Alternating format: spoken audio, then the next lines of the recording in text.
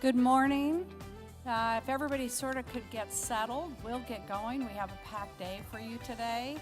I'm Kristen Gilger, Senior Associate Dean at the Cronkite School and Director of the National Center on Disability and Journalism. So welcome to our workshop on improving disability communications. We're very excited to have you here today for what we hope will be a really interesting and interactive and illuminating day. You can tell I like alliteration, okay. We're going to be talking about the way we as journalists and professionals, PR professionals, PIOs, communicators of all kinds, write about, talk about, and share information about disability. And I want to make it clear at the outset that we are not the disability police. We're not here to chastise or judge, although we might do a little bit of cajoling. We understand all too well that this is a complex and rapidly evolving topic, and one that, makes a lot of people kind of nervous. People may have, journalists, communicators may have perfectly honorable intentions, and then discover that they have, kind of stepped into it. I doubt that whoever came up with the idea to memorialize the late Stephen Hawking by placing a photo of his empty wheelchair silhouetted against a starry night meant to do anything but honor Hawkins. And they probably were a little embarrassed and perplexed when the disability community reacted with predictable outrage. And because most of us, I think, don't really know or understand the many dimensions of disability, or even what language we should use when describing disability, it's understandable that in some cases it doesn't even occur to us to include disability or people with disability in our communications and our reporting, or we just stop and think twice about whether we want to wade in at all. But wade in, I think we must, if we want to do what our jobs call for us to do, which is to speak for all of our constituents and all of our audiences, and to do so accurately and fairly and well. And it makes sense. Nearly 1 in every 20 people in the United States report some kind of disability, whether that's a physical disability or a hidden disability, and that's a huge number. And almost everyone sitting here, if not everybody, will experience some disability in their lifetimes as they age, and that's something to think about. While you're thinking about that, let me take a minute to tell you just a little bit about the people who brought this to you. First, the NCDJ, the National Center on Disability and Journalism, came to Cronkite about 10 years ago, and basically had been started by a woman who had this passion for this topic, and she needed a home for it, and she sent us like 2 boxes of papers and the URL for a website. That's how we started. And slowly over the years, we have built it up so that we think we are getting to the place where we really can offer resources and help for journalists and communicators to better cover disability. To that end, we do training like this, and we provide resources in the form of a language style guide that we're just updating and translating into Spanish. And we offer a lot of other resources on our website, including experts lists and news updates and that kind of thing. And we run a national contest. We have support from the Rudderman Family Foundation and the Ford Foundation, and we're doing 2 national contests this year, one for large media organizations and one for small media organizations, recognizing the best in disability reporting across the country. To do this workshop, though, we have partnered with a couple of important organizations, the Arizona Developmental Disabilities Planning Council and Ability 360, a local organization that provides a whole range of support and services for people in our community with disabilities. And you're going to hear more in just a little bit from both of those. Before we proceed, logistics. Everybody know where the restrooms are. They're always behind the elevator, down the back hallway here. We do have a hashtag for this event if you want to use it. It's hashtag DISCOMM, DISCOM. And finally, when you came in, I hope you noticed our ticker that goes around the building. Your names are on it. So that's kind of fun. If you go stand out by the front doors, you can wait for your name to come across the ticker and then get a picture. I think that's kind of fun. I also want to take a minute just to recognize the people who did the real work for this program. And if you, as I call your name, just sort of stand up, please, or raise your hands. Nicole Kester, where's Nicole? She's way back there. You saw her when you came in. Nicole is the program manager extraordinaire for the NCDJ, and she worked very closely with Lauren. Did I see Lauren this morning? There's Lauren. I didn't say hi yet. Lauren Worthington from Ability 360, along with, I know I saw Jennifer Longden. There's Jennifer right next to Lauren. Jennifer is recently with Ability 360. Is that correct? Or are you still doing it? Okay. She's transitioning. We'll hear more from Jennifer later. And then also Abby Fink. Is Abby in the room? There's Abby. Abby, who's the Vice President of HMA, Public Relations in Phoenix. Amy Silverman. Is Amy here? I don't see Amy yet. Amy Silverman is the former managing editor of the Phoenix New Times, and she is on our board of directors for the NCDJ, and she's a book author. And then finally, Sarah Ruff. There's Sarah standing in the back. Sarah is Community Relations Specialist for the Arizona Developmental Disabilities Planning Council, which always takes a while to get out. And she is our next speaker. And she's really, we were just talking about this. She said, when did we first have this idea? No, Sarah had this idea. So she's the person who really brought us all together in the first place to create this training. And I think, Erica, the stage is now yours. Am I correct? Sarah, who's going up next? Is it Erica? Erica's next. Erica, come on up. Thank you very much and welcome.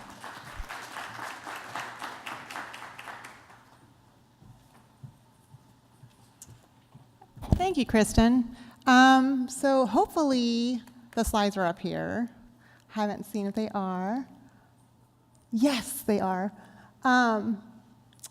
So this topic, we say tongue-in-cheek, why the disability community matters. Because we find ourselves at the Arizona Developmental Disabilities Planning Council all the time trying to convince people why we should be including people with disabilities in our everyday conversation.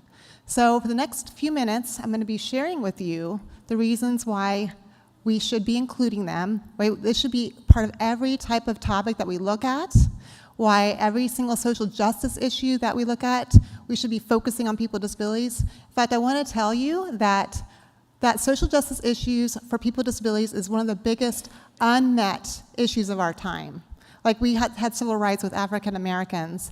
We had the women's rights movement. We're still waiting to have basic civil rights met for our people with disabilities. So we need your help in that fight. I don't know if you guys know about the DD Planning Council. I say it because our name is too long. I want to change it, okay? So it's now ADDPC, okay? So we're a grant-making organization. And so the reason why that matters is because we actually use our funding to try to promote social justice among our people with disabilities in the community. So we're kind of like you in the fact that we're working in PR. We're working as investigative reporters. We're working in social media to get the word out there about what a positive story looks like for our people with disabilities. We're getting the word out there about what kind of gaps are existing in our system. And we're trying to shed light that people should care about this. So these next slides will be sharing what we are kind of telling people. Oh, we don't have the slides. Okay. Okay. Well, I can't show you the phone because that's too small. So we can send you the slides afterwards. But what we can tell you is some of the major things that that helps us sell our story. The first thing is that 1 in 3 Arizonans are impacted by disability. Either they have a disability or they directly care for disability. Their sheer size makes them the second largest minority group in Arizona. It's also the one group that intersects with almost every negative quality of life indicator in Arizona. They have higher rates of incarceration, higher rates of suspension and expulsion. There's higher rates of not completing high school, higher rates of poverty. There's higher rates of not completing not finishing college. And the wage gap is significant. For every dollar a person without a disability has, people with disabilities only get 67 cents. So we have significant issues. And it shouldn't be that we're trying to fight this story that, you know, if you have a disability, just get Social Security. You know, that's all you're going to get, $750 a month. I mean, how many of us can live on $750 a month, right? But the expectation for our kids is that $750 a month is the best that you can do. And so the reality is a lot of our kids have to live with their families. And actually I think some of you guys have helped us put out the story that Arizona is one of the top states in the country for promoting living in the community with their families. So we're 88% of our DD, of our kids that have developmental disabilities, which are lifelong disabilities, live at home. Well, that's positive that they're not in nursing homes, they're not in institutions. What's negative about that is that they never end up finding their voice. So when their parent, who's taking care of them their entire life, ages, and then they always worry, what's going to happen to my child when something happens to me? We get these questions all the time. And so, we now have slides. It's about flexibility and journalism and marketing, so let's just see if this works now. Okay, so now I've lost my train. Anyway, so this is the percentage of Arizona residents here. So you see it's the second largest minority group. I talked about that. This is the number of people who live in the family home, 88%. The rest are in group homes or living in foster homes, but they never find their voice. And so they're never being asked to, the expectations for them are automatically less. So if you go to the next slide, you will see also that they're not expected to do much with their life. So if you look at this isn't really dropout rates, but this is basically high school completion rates. So over time, in these counties, you can see the disparity between students or people with and without disabilities is half the rate of high school completion for people with disabilities as people without disabilities. So that top graph, for example, Arizona, 19.7, that's the percentage of people with disabilities that don't complete high school. And then half of that rate is people without disabilities who don't complete high school. I hope that makes sense. So we're expecting our kids not to graduate high school, and that's not a realistic outcome. So this is the graph I told you earlier, 67 cents for every dollar. Only 1 in 3 of our people with disabilities are employed, and that's because they think that if they get a job, they'll lose their Social Security, which is that $750 a month. We have very low expectations. Employers don't expect that they can do more, and so we're fighting the stigma of people with disabilities about what they can do. And so we did a poll back in 2015 of people with disabilities to find out how often they speak up for themselves, if they feel comfortable speaking up for themselves. And we found that less than half speak up for themselves all the time. And then 30% don't know how to speak up for themselves because their families do it for them. So we have to figure out how we can give them a space, whether it be when we do stories, that they actually give them a space to be able to have their story told. Because what we're doing is we're talking to parents, we're talking to organizations, but we're not talking to our people with disabilities. And so that actually ends up continuing the idea that people with disabilities can't speak up for themselves. We have to help give them a platform to speak.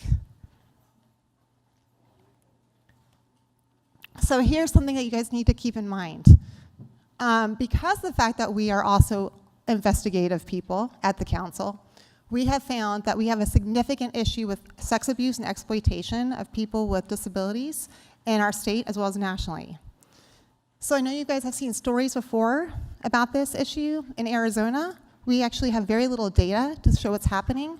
We just have a lot of anecdotes of people in group homes that are being sexually abused, and then they're called Adult Protective Services, but there's really no documentation, no data. So we at the council, because they don't have their voice heard, they don't typically have a platform to made their voice heard, we're basically trying to highlight this issue. This is one of many issues. We mentioned employment, we mentioned high school, not attainment of high school. This is another one, it's just sexual abuse and exploitation. And people don't realize it. We were in a round table and we were talking about how trafficking is an issue in Arizona, and I know the governor's office has made trafficking put a highlight on this because of the Super Bowl that was here. And whenever I bring up the DD issue, people are like, oh no, people with disabilities don't get sex trafficked. That's actually not accurate at all. The perception that we have that people with disabilities aren't sexual beings is inaccurate. And when they did a study of this in Florida, they found that 30% of trafficked girls had disabilities or intellectual disabilities.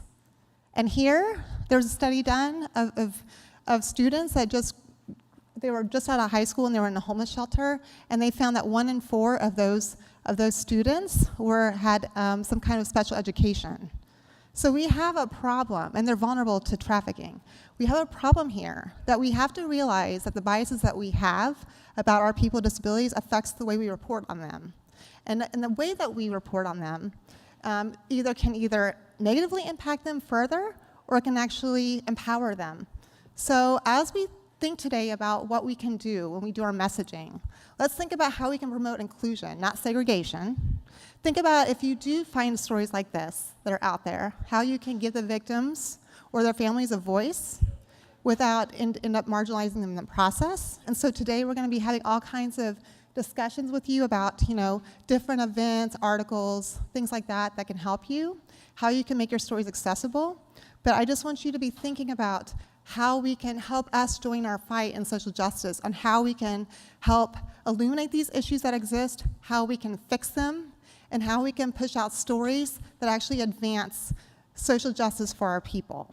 And so when we talk today, we're not just talking about, when we talk about disabilities, there's all different kinds. So we're talking about all people with disabilities, but people with developmental disabilities specifically are lifelong, so they never knew what it was like to not have a disability.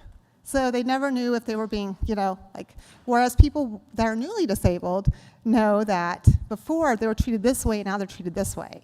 So there is a little bit of a difference on how people with developmental disabilities and people with new disabilities see themselves. So just keep that in mind too as we go throughout the day, and how families deal with them too. Because families who always take care of their loved one think that they're the voice. So sometimes we have to fight the families to get the person to be heard. So with that said, we hope you'll join us in our fight for social justice for our people. And if you're not on our mailing list, because we mail out solicitations pretty regularly as of now, we do monthly newsletters that have those solicitations right now. We have a request for information out for your ideas. So if there's anything that you're not doing now that you would like to do, just one of those dream projects that you didn't have funding to do, that actually results in inclusion of people with disabilities, please send it our way. It's all electronic. And our website is addpc.az.gov, and our brochure is in your folder.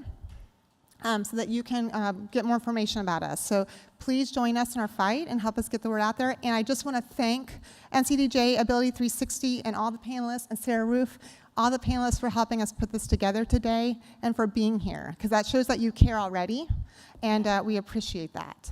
Thank you very much.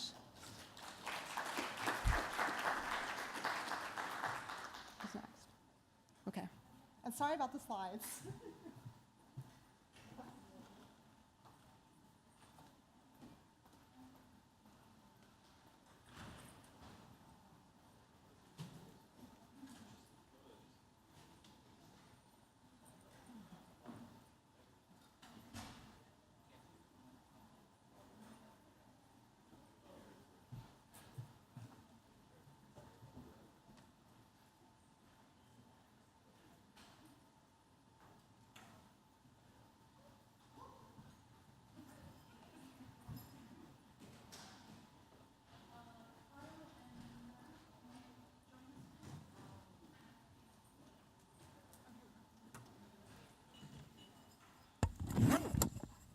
Hello. Oh, that works. Hi, I'm Jennifer Longden. I am a Phoenix area disability writer and activist. Welcome. We're glad to have you here. Kyle, let's have you get in a seat and maybe just pull it forward. So while everyone's getting adjusted, let me do a couple of additional introductions. John Bobian in the back is Ability 360's technical guru and senior graphic artist. And if you have ever written for Ability 360, Livability Magazine, I know some of our current and former interns are here, would you please make some noise for us? I see you, Kirti. I saw Matt and Summer too. Come on, you guys, where are you? Let us know you're in the room. Did they leave? All right. So yes, people with disabilities do end up employed. Let me introduce you to our fellow panelists here. You got room, Marcos? And we've got microphones. Did everyone, you got, okay. So we'll share them, and there's another one here. I'll give it to you in a second, Marcos. So let me start here with Marcos Castillo, community advocate, originally from Yuma. Marcos was involved in a motor vehicle accident at 18 and sustained a spinal cord injury. He moved to Phoenix, hoping to further his independence, and has raised 3 kids with his girlfriends, Saint Marcos, because they're all teenagers. Raising kids, yeah. Discovered a passion for advocacy in the Hispanic community and recently launched a men's group for Hispanics with disabilities. He also seeks to create transformative conversations through the heritage of food and can be seen wandering the streets of Phoenix with a free tamale sign on his back. I've seen it, and they're awesome. Susan Webb is the Vice President of Ability 360 Employment Services. Susan has served for more than 35 years as a local, state, and national disability policy advocate. She was one of 12 citizens appointed by President Bill Clinton and Congress to the Ticket to Work and Work Incentives Advisory Panel in 2000. And she holds degrees in business and law. And Dr. Kyle Mesner is an educator and mother of Kevin Mesner, who is an 18-year-old elite athlete, Paralympic hopeful. Thank you. Kyle and Kevin have been actively involved in the Arizona Disability Sports Challenge Athletes Foundation. He's competed annually with USA Paralympics Track and Field Nationals. Currently holds a world record for the 1,500 meter above the knee amputees. Sprint for above the knee amputees. He's competed in the IWAS Junior World Championships at age 15 and came home with a gold and 2 silver medals. I didn't realize just how badass he is. I'm not supposed to say that word, but okay, there we go. And then Matt Heil, down on the far end, he's a PIO with the City of Phoenix. You're in Communications Department at this point in time. We've known each other for a very long time. Matt's a writer and public relations professional who's worked in government, public relations, arts, marketing, and LGBTQ community journalism. Matt has received several awards for his work, including an artist residency and grant from the Vermont Studio Center. I got to read these things in advance. My goodness. 3 Arizona Press Club Awards for journalism. First place, ASU Swarthout Poetry Awards, and you hold a Master of Fine Arts in Creative Writing and Poetry and a Master's in Public Education, Master's in Public Administration, excuse me. All right, so I managed to botch those pretty badly. So they're in your portfolio. I hope you'll read them. And let's get started.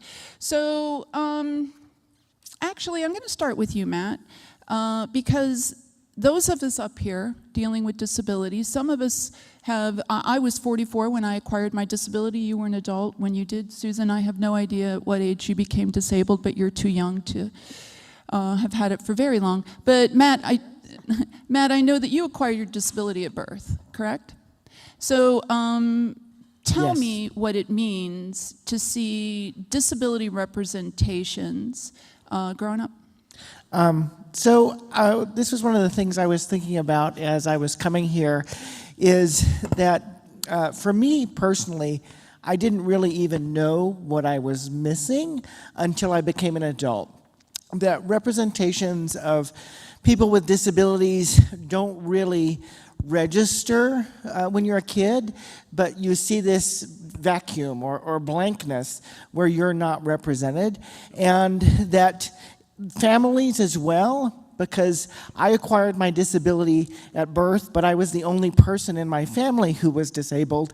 They had no real understanding of what it meant to have a child with a disability. They had to think through what my future was going to be like, and all of those representations were based on the quality of journalism in 1978, which was good, but wasn't super inclusive. So they really had to fight the system and fight what other people thought about what I could be at that age. You know, they were told, A, that I was never going to get a job, B, that they were going to take care of me forever, and C, that I was never going to go to college by most of my teachers.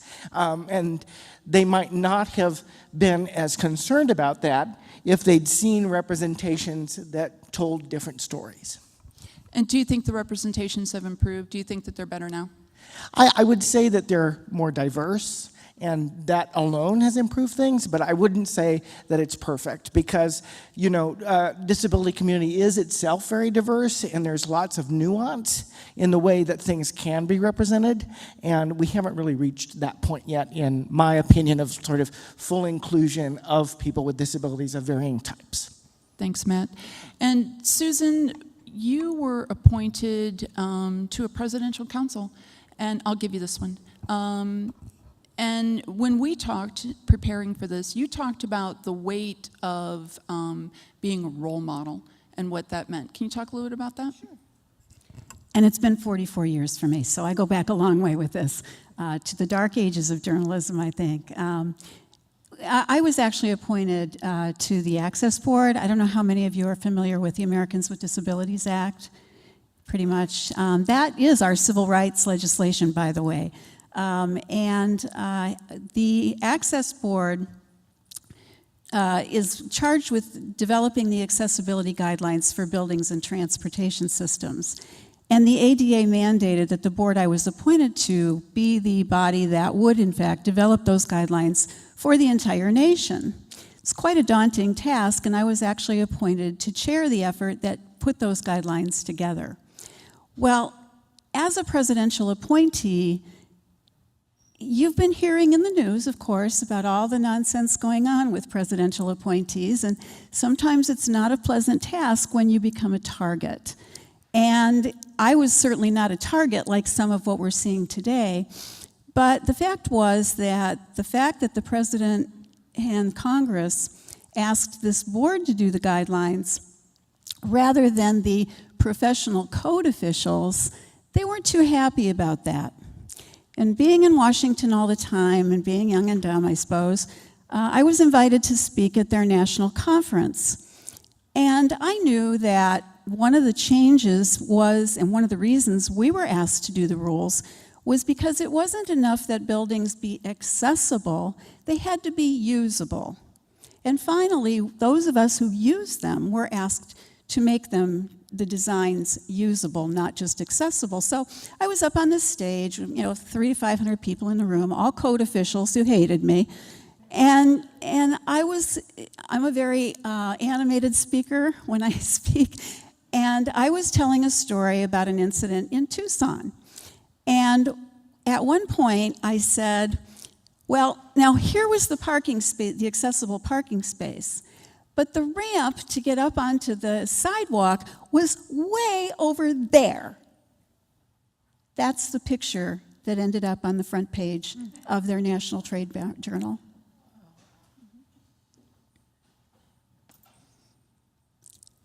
And it was one of those defining moments that, they're just gonna try and they just try their level best to make you look bad.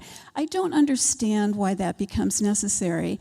And it does seem like today it's gotten way worse in this political climate. We see them on TV all day long whether you like a politician or not, the pictures are very unflattering in many cases. And that happened to me. And when I saw that cover of that journal, it didn't matter what the headlines said, and it didn't matter what the content was, because a picture's worth 1,000 words. This angry woman is your presidential appointee that's basically taking our jobs. Now, how does that relate to disability? And as I think I heard earlier, we are always on stage. We can never have a bad day. We can never be upset about anything, because if we are, then it's attributed to a chip on our shoulder because of our disability, when in fact nothing could be further from the truth. I'm just a nasty person in general. It has nothing to do with it. Well, you know, we've all had our nasty days, including myself, but I cannot tell you, after 44 years, it has been quite common where people would say to me, if I do express anger over something, even that they're smoking in my path of travel, it's obviously because of my disability that I'm feeling that way. So the implication of being in a public figure and having a disability, it's so important to recognize that we do in fact shape the way in which the disability community in general is viewed. And your role in that as journalists is so critical to make sure that it is fair and unbiased reporting. Thanks, Susan. So, Kyle, Kevin's not here with us today. Start by telling us, who is Kyle as a person? I'm sorry, Kevin. Who is Kevin as a person? Tell us about him. He's my heart. I'm a mom. I adore my son with all my heart. I adopted him from China when he was 4, and I'm a single mom. And I already had a daughter that is also from China. And he was born missing bones in his lower leg. And I had a lot of people tell me, why are you doing this? You're single. Why are you taking on trouble? I heard it all. And I stuck my fingers in my ears, and I moved right along, because my son is a person. My son is my son. Yeah, he's missing a few pieces, but he's my son. And what else? So before I adopted my son, I had lunch with a number of athletes, wheelchair basketball athletes, and I asked them for their advice and their wisdom in raising my son. And the first thing they said to me was, make sure that he uses his prosthetic, and number 2, get him involved in sports. So that's what I did. And so at age 7, he became an athlete. And it's been the best thing, the best advice they ever gave me. And he's traveled all over the world. He's only 18. There's someone here from South Africa, and I know when he was at Worlds, he became friends with the South African boys that he was running against, and they swapped T-shirts, but I know that's a side thing. Anyway, so we go to a number of events where it's normal to have a disability. It's everybody does. And I wanted to tell you about 2 possible little stories. We went to an event here well, it was up at Lake Pleasant, I guess it was. It was the Day on the Lake by Barrows does that. And he was invited to go, and he was a little boy, about 8 years old. And he went to go sit in the kayak, all excited because he was going to get to go in this kayak. And all of a sudden, a news reporter jumped almost in his face with the camera. My son freaked out, got out of that kayak so fast and took off on me. It really scared him. Another event that's the complete opposite, which is the way I would hope people would treat my son. We were at the Big Challenged Athletes Triathlon. It's a huge, huge event in La Jolla, held in La Jolla, California. And he felt right at home, because that's probably the biggest gathering of amputees at this point. And he got to run, he got to be around kids his age that also had disabilities, because usually when that's the case, he's usually the only one in the school. So he was around. And some lady was walking along, and I wish I could find her, but she was walking with her 2 little girls, and she pointed out my son, who was walking with his blade. He's very self-conscious about his blade. And she looked at him and pointed to him and said, "Look, there's one of the athletes." And my son's walked a little higher, a little taller. And I guess that's what I would like to say, is being careful how you approach somebody. Don't have my son defined just by the blade or whatever. He's an athlete. And he works hard, and he even trains non-disabled people at the gym right now down at ASU. And yeah, the whole stereotype, athletes are athletes are athletes are athletes, whether they have a disability or not. And one time, sometimes people will ask, what's the backstory? And my son, he's a smart little whippersnapper at this point, he turns around and says, oh, do you mean my sad story? And he then is nice and charming because, like you say, you've got to be nice because you may be the only one that you meet. But he is definitely an advocate and stands up for it. He knows how to stand up through the organization that you were involved in, because when you're a momager, you look for everything you can to help your child get ahead. And he went to the Arizona Youth Leadership Forum when he was 15, and he learned how to be an advocate. And he's awesome. he's my son. Yeah, he is pretty awesome. Marcos, so you have become involved in disability advocacy more recently, and that's really how we met, was when you were starting to do more communications, especially in terms of like the Latino Disability Summit. And you went and did a lot of media in both Spanish and English. Is there a difference in how disability is treated in Anglo media and Spanish media? Yeah, so, can you guys hear me okay? Yeah. I'm blessed enough to be able to straddle both worlds between the Hispanic community and the American community. And so, I do things like I watch TV, I read newspapers, I follow people in English and Spanish, and there's a stark difference. We've come really far on our English-speaking side on the media, in part to people like everybody who's sitting here on the panel today, pushing them and things like that. I feel like when I turn on the news and I read reports in the Spanish media, we're about 20 years behind. It's just like that we're getting there, but I don't know if they feel like maybe a little defensive about how we tell them, oh, you know what, maybe you shouldn't say it like this, and certain reporting should be worded differently, but we still have issues like that in English media. So I'm very hard on my Hispanic community, but it's out of love. And I'm a very reluctant advocate. They could tell you that I knew that it was going to be hard to get out there, and the criticism comes from love, but there is a stark difference. There's still a lot of antiquated terminology, but also the things that they say or kind of expect. Thanks, Marcos. I have a question, but Susan, you have a comment first? Well, kind of along those same lines, having been a person with a disability for all these years and having come up the ranks and been actually interviewed in all types of media over all those years, I have seen a difference that I do want to share, and that is that it does seem now that when there is media coverage of a person with a disability, it's often more about an issue than it is about that person's bravery or courage.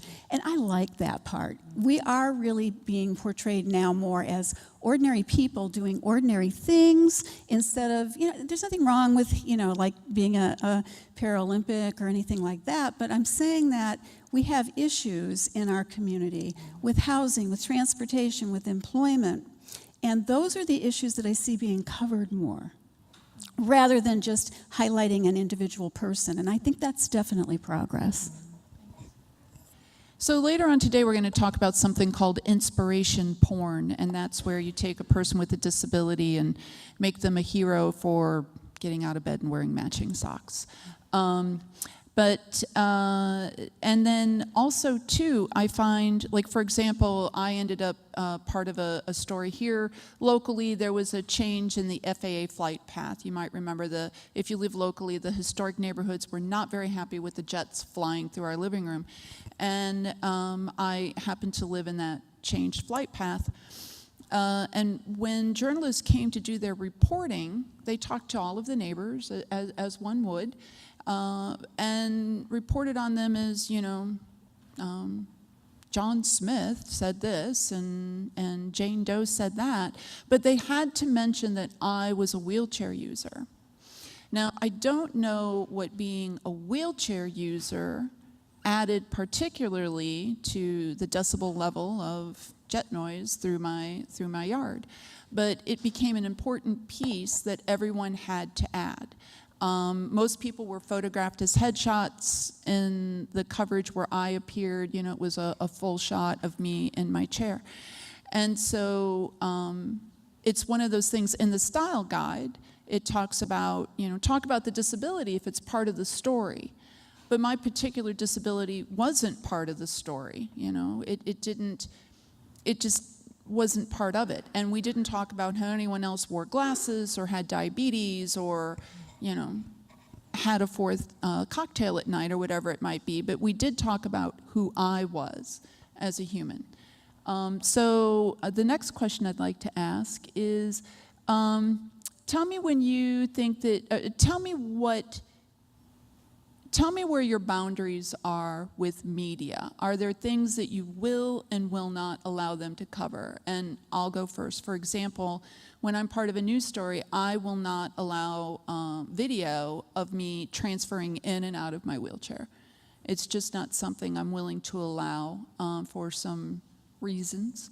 But do any of you have any of those kind of restrictions? I try to put myself in very uncomfortable situations if it furthers the cause. I deal with, shame issues and, just issues that everybody has. Mine just, to me, seem a little bit more, bigger because they're mine, right? But if I really believe in a cause and I really believe that, getting on air, speaking in front of people, things like that are going to further the cause, I might make exceptions. But when it becomes very personal, I have a hard time making the story about me instead of about the cause. So when I took a course a couple of months ago, we spoke a lot about the reluctant advocate. And I was like, wow, those are like the perfect words, because I want to advocate for the people. I don't like it when someone gets into a situation and they close the door behind them instead of helping the people behind them also build on what we've built on. Figuratively closing a door. Yeah. I'm like, wait. Yeah. So I'm very reluctant, but I don't mind furthering the cause. I don't mind putting myself in uncomfortable situations, but there are boundaries, especially when they try to steer away from the actual story. But that's what practice does: is you learn how to lead your interviewer back to the cause. And if I might just jump in, because of the kind of work that I do media relations, and I've done interviews for a long time. I worked for the city's transit department for a big chunk of my career. And in that context, I feel like my disability was pertinent because I was a user who understood the services that we provide for people with disabilities. But in the overall scheme of my work for the city, my disability is not actually pertinent to most of the things that I would be commenting on outside of that. It sort of brings to mind, I don't really have a boundary per se, because I usually don't find out that somebody's made maybe a poor choice until after the fact. But it's those little things like, and I mentioned this to you, always getting B-roll of my wheels in every video production because they don't know what else to film. It's like, that's unnecessary, in my opinion. It always makes me sort of sigh and go, lazy. But the thing that I think is most key is I may not even know what that boundary is unless you ask. And so if you have a question, you should ask. That's polite, it's good etiquette. And if it's in an area that you're unfamiliar, which disability is often something people don't have direct experience with, taking a minute to inquire if people are comfortable, especially like I'm a professional interviewee kind of these days, so I shouldn't get fazed by anything. But if you're talking to someone in the community on a topic, you absolutely should take a minute and say, you know, this is what I'm planning to do. Are you okay with that? Or making sure that they have a chance to say, you know, I'd like you to focus on my disability as part of this story because maybe it is important to them in that context. Can I say something? Okay. I had to take, at one point when my son was, I guess, a freshman in high school, I had to stop media on him because he was getting too much exposure, and he's just a normal kid. And he didn't need to be an inspiration. And twice I wound up with stories. My son, somebody on the Navajo reservation wrote to me and said, I saw your son in Men's Health. I'm like, what? I never did anything like that. And so I went over to Barnes & Noble and bought a copy because, you know, I don't subscribe. And so I went over, and sure enough, there he was on page 78 being highlighted. I'm like, how did this happen? And I mean, I'm a mother. I should know this thing. Then again, my son wound up on TV when he was 15. I had no knowledge that he had even been interviewed or anything.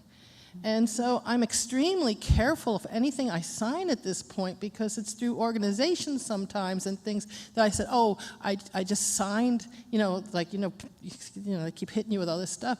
But I also got very conscious at about age 15 that he had to stop being in the media. He had to stop all this stuff and just be normal.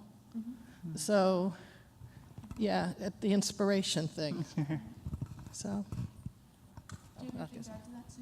Well, just that we talked earlier about the accuracy of the reporting, and I don't have boundaries per se, because like I say, most anything I'm going to do is going to be about issues, but sometimes the stuff that we talk about is technical, and we try not to, get into the weeds on it, but what helps is to be able to see something that's published before it actually is published, to make sure that what's being said is accurate and that you are being quoted correctly.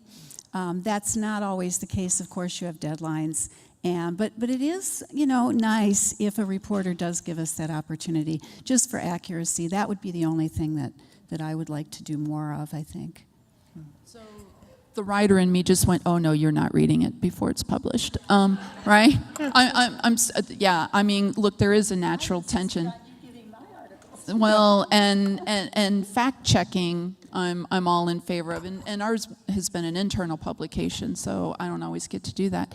But so I have a question, Kyle, if you don't mind me asking. Everyone always focuses on Kevin's blade, on his amputation, and I'm simply being provocative, so go with me. How much attention does his good leg get? Well, when we go to buy clothing, it does. Okay. Because Do you get a discount on shoes? No? Nike gives one shoe away a year. He gets a running shoe from Nike. But his thigh is so big now on his what do you want to call it, biological leg? His other leg. We have trouble finding pants. Right. But there's so much focus on his disability, not about the rest of his life, not about who he is as a typical teen, any of the rest of that. Would that be true? What is it? I mean, if you could say anything in the media, what would it be? That's a hard question. Yeah. He's a kid. Right. When we talked yesterday, you talked about him. He's not a disabled athlete. Yeah, like I said before, he's an athlete of an athlete, an athlete, an athlete. He's not always just a disabled athlete. He works as hard as any other athletes. It's one of the problems we have, too, is a lot of his friends go on to competitions, even the wheelchair basketball championships and all that sort of thing. How often do you see disabled sports in the media that you don't have violins playing? Mm-hmm. Right. We just or the backstories, or the whole drama and the emotion. My kid ran fast. That's my kid story, works right? hard. And he worked hard to get there. Yes. He worked hard to get there. And you know what? In many ways, he didn't work harder than anybody else. He's an athlete. Athletes train. And so he trains. Right now, we're going through a big transition because he just went to university and just got told he can't run on the track. And so I knew I'd get your head turned on that one. Yeah, every ADA advocate in the room just went, what? Yeah, he wants to train. He wants to go to the Paralympics, but he got told at ASU, my employer, that he cannot run on the track. He can't do it on off hours. And so I kind of went, are you kidding me? That sounds like a story. And so I talked to Gus Lazare, who's the Ability 360. He's the vice president. He's the vice president. And I said, Gus, peel me off the ceiling because I'm ready to go to a lawyer or something. And Gus peeled me off the ceiling very nicely. Very nice man, Gus. And he said, well, are they letting able-bodied people run on that track who aren't on the team? And I asked my son, I guess, no, they're not. But he's frustrated right now. He's getting up at 6 a.m. every morning working out at the sports facility. But he says, I don't have what I need in order to train. And so I wrote to, oh boy, I'm going to get deeper in trouble. But here's really the question. How many adaptive sports does the NCAA fund? The answer is 0. 0. 0. And if you do, here's the other part. He's really fallen in the cracks because U of A has a team. University of there's about 12, 13 teams in the country, but they're all with chairs. And so the ambulatory runners, or the ambulatory, he plays down at Ability 360, the 3-on-3, but the ambulatory runners, there's nothing. So when the media depicts disabled athletes, it's always, the courageous folks in a wheelchair, right? Yeah, and the ones that have blades. I mean, I never see the ones who have cerebral palsy out there. And there are some really good athletes There sure are. who have cerebral palsy, but it's the more visual ones or the more dramatic ones, or So, The unfortunate thing is, I think cerebral palsy is not as attractive. So you've got an athlete who's dealing with some serious physical, visible challenge that is also different and doesn't maybe in someone's mind make as good a photograph. As somebody with cerebral palsy myself, I understand that initial thought, but I mean, it's tough because then you never, ever, ever see somebody that looks like you in representations. Marcos, you talked about how your identity shifts throughout the day from story to story. Do you have anything you want to say about that? Well, actually, so going back to a little bit to the inspirational porn thing, is I thought it was We're funny. going to cover that this afternoon. Oh, okay. Go ahead. Okay. No, we were talking about hyphenated people and intersectionality, and so we were thinking, what a cool shirt would be I'm an inspirational porn star. Yeah, that would really get people's attention, right? I want that. Yeah. So, we were talking about, writing the whole, I consider myself a Chicano, so Mexican American, and now I'm also a person with a disability, and I'm also a parent, and all these other things. But when you go out and do an interview, you're just a guy in a wheelchair. And then, you get a mic and a camera in your face, and the lights come on, and you're like a deer in headlights, and now say something compelling.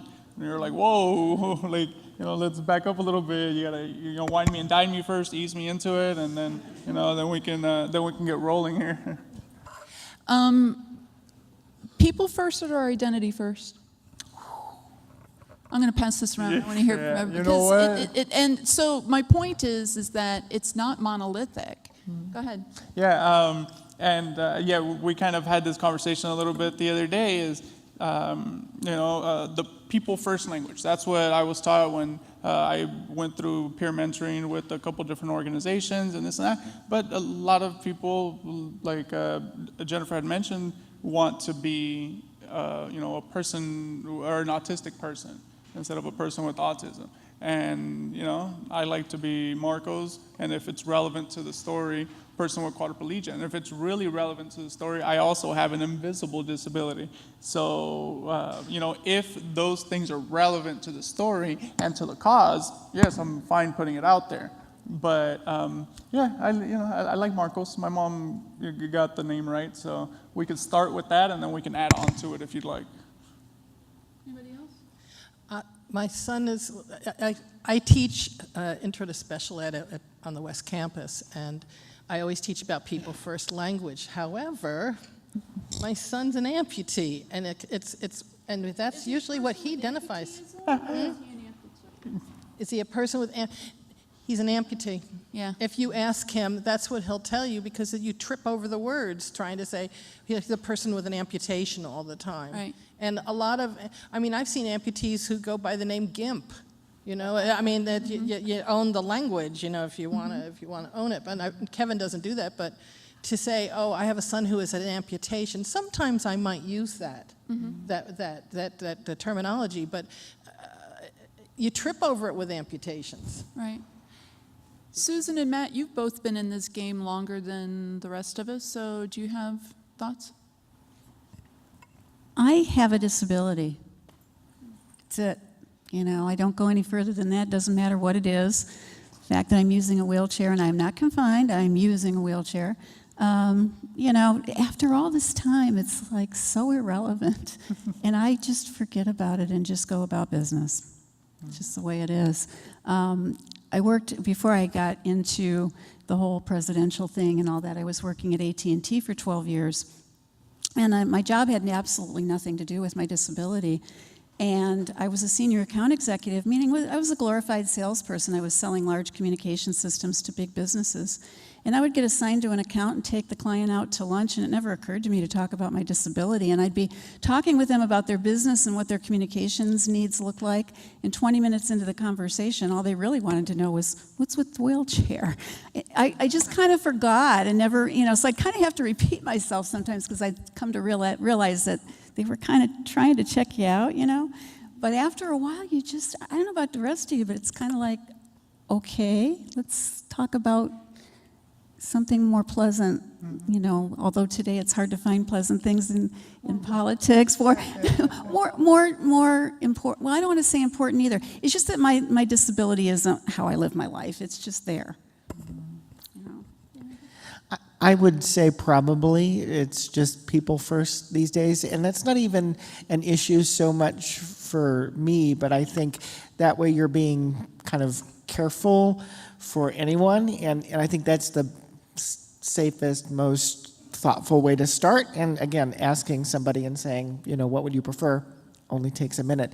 And the other thing that I wanted to note too is exactly, like, my disability is my probably most visible identity, but we always travel with other identities percolating around inside. I also happen to be gay, and that is another aspect that actually intersects in ways, like Erica mentioned earlier, that you wouldn't expect, but it absolutely does, related to people and their sexual orientation and what it means to be an adult living an adult life, that may be relevant to a story, but you won't know if you don't ask. You'll see this, and that'll be it. So it's kind of, the point is, it's going to be disability first, whether I want it to be or not. Right. So, Abby, I see you have a question. Go ahead.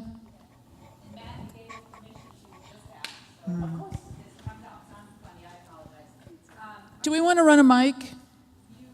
Mic right here. Did you want this one? Yeah. I just want to make sure everyone hears, especially if this is being recorded. Thank you.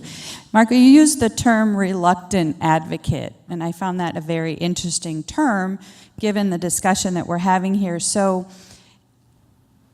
if our desire for this workshop and the outcome today is to think about the disability community as in part of our inclusive community, and those of you that have taken on the role as an advocate, whether reluctantly or intentionally, is some of the responsibility on those of you that have chosen that role to make it part of your story so that you can help us understand that whether or not you are a wheelchair user, the airplanes are still flying overhead. You would probably still be that person that was taking that action. But by having your disability part of the story, you demonstrate your inclusiveness, your activism in the community, you're running for office, you're leading an organization, you're going to law school, whatever that is, it allows those of us that may not have experience with it the opportunity to see others in our community in the same way that we're trying to see people of color, the LGBTQ community, and any other that we may not be exposed to. So, short answer, do you feel that you need to play that role so the rest of us understand that a part of our community is not being seen in our community? Make sense? I'm going to answer that first. When I'm called for interviews, I'm always aware that I'm a person in a wheelchair and that somehow that does play into my story. But when I talk to journalists, and this is something that Abby taught me. I've known Abby for a lot of years, and I met her in a PR capacity years ago. The first thing I do is set the rules with the journalist. You know, what are we talking about? And then making sure that we're going to get the language right, and we're going to get the labels right. You know, what's the chyron going to look like? And I insist that journalists read and follow the NCDJ style guide if they're going to be reporting on me in some way.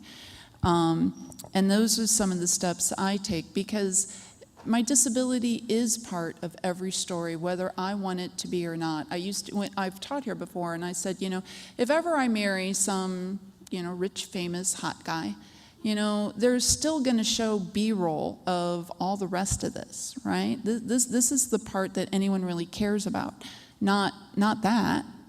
They care about this, and I want to shift that conversation, but we're still working on it. Anybody else? You know what, I see it as an advantage. I see people out in the community, and I see people who need services and need help and need that extra push to get out there. And if I have to use my chair to get my feet in the door, to get the interview, to further the cause that's gonna help these people in the community who might feel like they're not welcome, they're not worth it, they don't have what it takes because they haven't had the push from their community, or they don't see the language used in a way that that makes them feel comfortable. You know, we can't show up to a room anymore and just blend in. You know, we're always going to be that, oh, the person in the wheelchair. Oh, you know, Marquitos en la silla. You know, that's what people refer to me as. I don't mind it, but I am going to use it to my advantage. I'm going to own it. Hi. Whoa, okay. Hi, I had a question for you, actually. Oh, you want me to? No. Okay. Sorry, I'm bad with names. The person who just said that you basically set the standard before the journalist interviews you. When it comes to that, because I'm both a journalist and I do PR, do you do that with the understanding that if they're just a writer and they're not the editor of said publication, at the end of the day, the final product may not be all theirs? Oh boy, don't I know that. Okay, just making sure. Because, like, if I were to go into an interview and the person I'm interviewing did that, I would, like, almost die, because I'd be like, well, I can do my best, but at the end of the day, I'm being paid, say, $75 to write this story, and the person who's actually bringing in the actual money has the final say. Right. And so I think as journalists, we have a responsibility to set expectations for the people that we're interviewing, right? I mean, if I come to you and say, look, I'm a person with a disability, I've had bad experiences, I've been portrayed poorly, inaccurately in the media, and these are the things that are important to me. Never say that I'm wheelchair bound. I will hunt you down, and I will. Don't say this, don't do that. You don't photograph me transferring out of my chair. for us to have that conversation, and then you say, I get it, and I'm going to go back to my editor, but I don't write the headline, but I'll make sure that they're aware of it. That's the best you can do, I suppose. And I'll let someone like Kristen, who has more standing, talk to, how you deal with, that kind of conflict when you have one understanding and your editor has another. I think that's a whole nother day workshop, isn't it? What's that, Amy? The editors do need to be at this conference. Where are the editors? Are there any editors in this room? Yay, editors! Alana. Thank you. So Alana should actually talk to this, but Alana, don't you think it comes down to trust and relationship? Absolutely. I think that you need to trust your reporters to get it right. Mm-hmm. Yeah. Editors shouldn't be changing something just for the sake of changing it. Right. And, the style guide and the AP guide, this is what irritates me to no end, is the number of times I've been the subject of a story or I've read a story and I can see Wheelchair Bound just really, it's nails on a chalkboard for me. It's horrific for me. But even the AP style guide tells you not to do it. So even if you've never seen the NCDJ style guide, you're not even following the industry standard, and that irritates me. But we want to move beyond my own irritations. I have one more question. Tell me, have you ever been, since you've acquired your disability, have you ever been portrayed in the media where your disability isn't part of the story? Matt, like for example, has anyone ever interviewed you for a romance column or something? And you're asking if it wasn't part of the story? Well, yeah, but I'm an odd case because I get interviewed for work a lot. So I have kind of an out. The thing that I would say is kind of more interesting to me is when I've run into situations, to flip it, where I think reporters came to the city trying to make the city out as a bad guy because of issues that were related to disability, and then they were confronted with me as their interviewee, and the story didn't run. So that's a question then of whether or not they're being truly fair in their coverage, and if the story could only succeed by having no people with a disability in it, then it was probably wrong to try to have in the first place. Anybody else? No, I think most of my interactions with the media have been around disability and things of the such. I will say that my first time where I had to put the story out there as me as a person in a wheelchair was probably about a good year and a half after I had my injury. So this is back in 2003. I had my injury in 2001. And a nightclub said it was unsafe for me to go in there. So this was kind of before we could actually shame them on Twitter, but we had started, and this is in Mexico. We started a thread, and the club almost got completely shut down, and all kinds of things. And all of a sudden, we went, and they had a ramp, and they were very accommodating. And all I wanted to do was go to the club, as a 19-year-old kid in Mexico. Can I share my favorite story since we're kind of wrapping up? Yeah. My favorite good story. When I was on the Access Board and we were down at Disney World, giving them the Chairman's Award because Disney's World is so accessible, and I was doing a lot of the PR for the board at the time, and everything that the board did, we did these hearings, and here you had this lineup on a stage of 23 of us all dressed in our blue suits and our white shirts, and in a very quiet environment. And one of our staff came up behind me. Of course, I was right in the middle of the thing, right? Came up behind me and she says, "Susan, you're wanted out in the hall." I said, "I'm in a hearing. What is it?" "Mickey wants to talk to you." "Mickey?" "Yeah, Mickey Mouse. He wants to talk to you." "What does Mickey want?" "He wants to talk to you about the luncheon that's coming up at the award luncheon." Like, oh, jeez. So, as unobtrusively as possible, I backed off the stage and I went out into the hallway to talk to Mickey Mouse.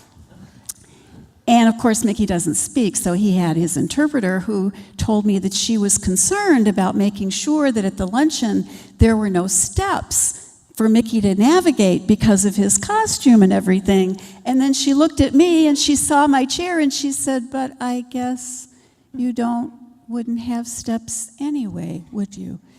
And I said, "No, you see, accessible design is good for everyone, including Mickey." Yes. Oh, I love I that. was quoted in their national magazine saying accessible design is good for everyone, including Mickey Mouse. And I do have my picture with him. It was the real Mickey Mouse. They have a real Mickey Mouse every year designated, and he's kissing me on the cheek. It's lovely. One of my favorite moments. So I'll stop calling things a Mickey Mouse operation when it doesn't work. Any other thoughts? Anyone want to add anything? I see we got a few more questions, and I want to go out there. Let's get a mic over here. There's a couple of questions or comments. Yes, ma'am. Hi, my name is Sebenzile. I'm from South Africa. And I just love your thoughts on, we had, a big case, right, of Oscar Pistorius, convicted murderer. I don't know if we can still call, I suppose he'll always be a Paralympian or a champion, but he's a convicted murderer. He's serving time in prison now for killing his girlfriend. And as a country, we went through the stages of running with his story at the time. He thought there was an intruder in the house, so we blamed the non-existent black man behind the door. We then moved on to a case of gender-based violence, and it spiraled out, and I think to this day we'll never know what actually happened. But we celebrated him because of his athletic ability, also because he was able to achieve so much because of his disability, but we struggled to be critical of him and also weren't quite sure what language to use, because now in court, even if you followed the case, they used his disability to try to get him a lighter sentence. And it worked until it was overturned by the second highest court in the country. So how do you navigate that, right? I think it's, we can speak about how we celebrate people who live with disability, but how do we then, when it's not a great story, when we're being critical of them, how do we think about the language we use? Go ahead, Mark. So, when I was watching the coverage of that, I saw the same transition of the journalist, going through the steps. I obviously don't like that the girl got murdered, or the young lady was murdered. I like the fact that everybody in the world was able to see that this guy wasn't any better because he was a disabled person. He was a murderer, and he was put on trial, and they went through all the steps of him, not having his prosthetics on, and this and that, and I don't like the fact that he got a lighter sentence because of his disability. I think he should have had the book thrown at him just like anybody else who murders their girlfriend. He is, at that point, he wasn't a murderer with a disability, he was a murderer. And he needed to be brought to justice, and ultimately it was justice light, but at least he wasn't let off because he was an amputee or because he was an athlete or a star. So when I think about it, and I'll pass the mic, I think that the challenge is something that Erica said earlier, that we see people with disabilities one-dimensionally. We only see them or us as, tragic and inspirational. We're not seen as sexual. We're not seen as entrepreneurial. We're not seen as murderous, right? People with mental health issues are often, or cognitive issues are often stereotyped as being violent. But I think that, that's the challenge that we all face, is that we need to see people as a fully rounded human, rather than just one face, not just an amputee or just an athlete or just an inspiration or just a murderer, but just, see all of those aspects. Anything? Anybody else? Oh, well, there we go. Well, any other questions, comments, concerns? I think we'd like to thank you very much for sitting here with us. Thank you.